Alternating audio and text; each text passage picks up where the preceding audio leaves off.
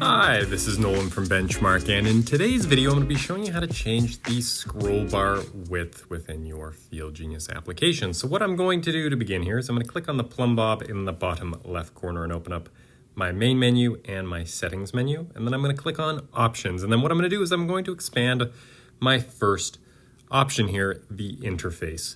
And what you can see is the last option in this group is the scroll bar width, and I can change that from the default to a wider option, which is going to make that scroll bar a little bit wider and easier to grab. Once I have my wider option set, what I'm going to do is click on OK, and then I will have to reboot my device to ensure that that setting is applied. But for now, that is everything in today's video. That is how you change the scroll bar width within FieldGenius. And if you have a moment, I'd please ask you to hit that subscribe button down below.